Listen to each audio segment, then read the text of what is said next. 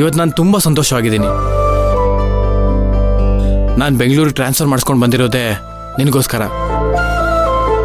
ಇಲ್ಲಿ ಬಂದಿದ ತಕ್ಷಣ ಇಷ್ಟು ದೊಡ್ಡ ಸರ್ಪ್ರೈಸ್ ಸಿಗುತ್ತೆ ಅಂತ ನಾನು ಅನ್ಕೊಂಡೇ ಇರಲಿಲ್ಲ. ಸತ್ಯವಾಗ್ಲೂ ಹೇಳ್ತಾ ಇದ್ದೀನಿ ರಾಧಾ, ನಾನು ನಮ್ಮೂರಲ್ಲಿ ಇದ್ದಿದ್ರೆ ಇಷ್ಟೆಲ್ಲ ತಿರುಗಾಡ್ಕೊಂಡು ನಾನು ಸಂತೋಷವಾಗಿರ್ತಿದ್ನೋ ಇಲ್ವೋ ಗೊತ್ತಿಲ್ಲ. ನಿನ್ ಜೊತೆ ಕಳೆದಿದ್ದ ಈ ರಾತ್ರಿ ನನಗೆ ತುಂಬಾನೇ ಸ್ಪೆಷಲ್ಲು. ಇವತ್ತು ನನ್ನ ಮನಸ್ಸಿಗೆ ಏನ್ ಅನಿಸ್ತಿದೆ ಗೊತ್ತಾ? ಈ ರಾತ್ರಿ ಕಳೆದು ಬೆಳಗ್ಗೆ ಆಗ್ಲೇಬಾರ್ದು ಅಂತ ಅನಿಸ್ತಿದೆ. ನನಗೂ ಅಷ್ಟೇ ರೀ. ಆದ್ರೆ ನಾವಿಬ್ರು ಜೊತೆಯಾಗಿರೋದಕ್ಕಿಂತ ಮೈನಾ ಮತ್ತೆ ಧ್ರುವ ಅವ್ರ ಜೊತೆಯಾಗಿರೋದನ್ನ ನೋಡೋದಕ್ಕೆ ಸಖತ್ ಖುಷಿ ಆಗ್ತೈತೆ. ಅವರಿಬ್ರು ಯಾವಾಗ್ಲೂ ಇದೇ ತರ ಇರ್ಲಪ್ಪ ಅಂತ ಅನ್ಕೋತಾ ಇದ್ದೀನಿ. ಯಾವಾಗಾಯ್ತದೋ. ನನಗೆ ಗೊತ್ತು ಮೈನಾ ಅವ್ರೆ, ಅವರಿಬ್ರು ಹೀಗೆ ಒಟ್ಟಿಗಿರ್ಬೇಕು ಅಂತ ನೀವೆಷ್ಟು ಆಸೆ ಪಡ್ತಿರ್ತೀರ, ಅದರಿಂದ ನಿಮ್ಗೆಷ್ಟು ಸಂತೋಷ ಸಿಗುತ್ತೆ ಅಂತ ನನಗೆ ಚೆನ್ನಾಗಿ ಗೊತ್ತು. ಅದಕ್ಕೆ ನಾನೊಂದು ಕೆಲಸ ಮಾಡಿದೆ. ಏನ್ ಮಾಡಿದ್ರಿ? ಆಕ್ಚುಲಿ ದೀಪಕ್ ಅವ್ರಿಗೆ ಬೆಂಗಳೂರಿಗೆ ಬರೋ ಪ್ಲಾನೇ ಇರಲಿಲ್ಲ. ಅದಕ್ಕೆ ನಾನು ಅವ್ರ ಹತ್ರ ಮಾತಾಡಿ, ಹಾಗಾದ್ರೆ ಭಾವನ್ನ ಬೆಂಗಳೂರಿಗೆ ಬರೋಂಗ್ ಮಾಡಿದ್ದು ನಾನೇ. ಧ್ರುವನಿಗೆ ಫೋನ್ ಮಾಡಿ ಮಾತಾಡಿದ್ಮೇಲೆ ನಾನು ಬೆಂಗಳೂರಿಗೆ ಟ್ರಾನ್ಸ್ಫರ್ ಅಪ್ಲೈ ಮಾಡಿತ್ತು. ಮತ್ತೆ ಆಕಸ್ಮಿಕವಾಗಿ ಧ್ರುವ ಅವ್ರು ಸಿಕ್ಕಿದ್ರು ಅಂತ ಹೇಳಿದ್ರಿ?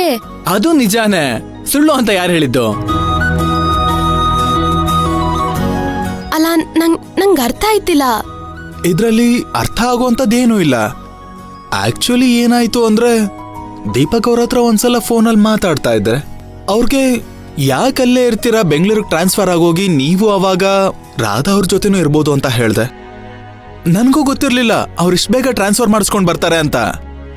ಒಂದಿನ ನಾನು ಎಲ್ಲಿ ಹೋಗ್ಬೇಕು ಏನ್ ಮಾಡ್ಬೇಕು ಅಂತ ಗೊತ್ತಿಲ್ದೇನೆ ಒಂದ್ ರಸ್ತೆಯಲ್ಲಿ ನಿಂತಿದ್ದೆ. ಆಗ ಸಡನ್ ಆಗಿ ನನ್ ಮುಂದೆ ಬಂದ್ರು.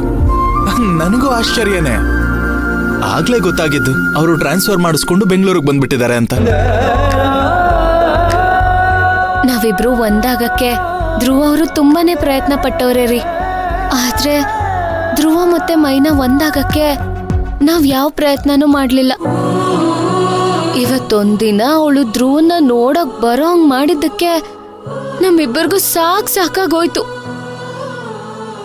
ಈ ಧ್ರುವ ಅವರು ಈ ಮಿಠಾಯಿಗೆ ಮಕ್ಕಳು ಆಸೆ ಪಡೋ ತರ ಒಪ್ಸಿದ್ರಲ್ಲ, ಅದಕ್ಕೆ ಮೈನಾ ಒಪ್ಕೊಂಡಿದ್ದು. ಇಲ್ಲ ಅಂದ್ರೆ ಮೈನಾ ಬತ್ತಾನೇ ಇರ್ಲಿಲ್ಲ. ಸರಿ ಬನ್ನಿ, ಅಕ್ಕ ಬಾವ ಕಾಯ್ತಿರ್ತಾರೆ. ಬನ್ನಿ. ಅದಕ್ಕೋಸ್ಕರನೇ ಧ್ರುವ ಅವ್ರು ಯಾವಾಗ್ಲೂ ಈ ತರ ಹಠ ಮಾಡ್ತಾನೆ ಇರ್ತಾರೆ. ಆದ್ರೆ ಇದೆಲ್ಲ ಮೈನಾ ಯಾವಾಗ ಅರ್ಥ ಮಾಡ್ಕೊತಾಳೋ ಏನೋ.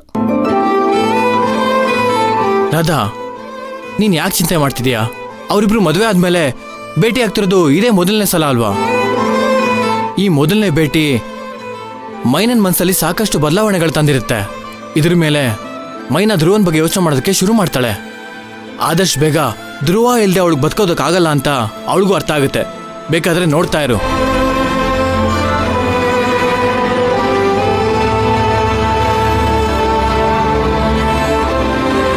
ರೀ, ಈ ಪ್ರಪಂಚದಲ್ಲಿ ನನಗಿಂತ ಖುಷಿಯಾಗಿರೋರು ಯಾರೂ ಇಲ್ಲ ಅನ್ಸುತ್ತೆ. ರಾಧಾ, ನೀನ್ ಏನು ಯೋಚನೆ ಮಾಡಬೇಡ.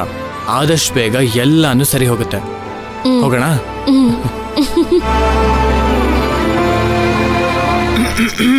ಓಹೋ, ಅಂತೂ ಇಂತೂ ಬಿರಿಯಾನಿ ಪ್ರೋಗ್ರಾಮ್ ಆಯ್ತು. ಈಗ ನೆಕ್ಸ್ಟ್ ಏನು? ಡೆಸರ್ಟಾ?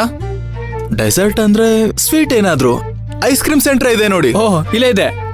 ಬನ್ನಿ ಬನ್ನಿ, ಹೋಗೋಣ. ಬನ್ನಿ ಬನ್ನಿ ಬನ್ನಿ. ಅಣ್ಣ, ಇವ್ರು ಏನ್ ಹೇಳ್ತಾರೋ ಅದನ್ನ ಕೊಟ್ಬಿಡಿ. ಯಾವ್ದು ಕೊಡ್ಲಿ? ಚಾಕ್ಲೇಟು. ಚಾಕ್ಲೇಟ್. ನಿಮಗೆ? Butter scotch. Okay, butter scotch chocolate ಕೊಡಿ. ರಾಧಾ, ನಿನ್ಗೆ ಯಾವ್ದು ಇಷ್ಟ? ಯಾವ್ದಾದ್ರು ಹೇಳಿ. ಅಯ್ಯೋ, ಹಂಗೆ ಹೆಂಗ್ ಹೇಳಕ್ಕಾಗತ್ತೆ? ನಿನ್ಗೆ ಯಾವ್ದು ಇಷ್ಟ ಅಂತ ನನಗೆ ಹೆಂಗ್ ಗೊತ್ತು? ಅವರಿಬ್ರು ನೋಡು, ಧ್ರುವಂಗ್ ಯಾವ್ದು ಇಷ್ಟ ಅಂತ ಮೈನಂಗ್ ಚೆನ್ನಾಗ್ ಗೊತ್ತು, ಮೈನಂಗ್ ಯಾವ್ದು ಇಷ್ಟ ಅಂತ ಧ್ರುವಂಗ್ ಚೆನ್ನಾಗ್ ಗೊತ್ತು. ಈಗ ನಮ್ಮಿಬ್ರು ಗೊತ್ತಾಗೋದ್ ಬೇಡವಾ? ಸರ್ ತಗೊಳ್ಳಿ. ಹಾ,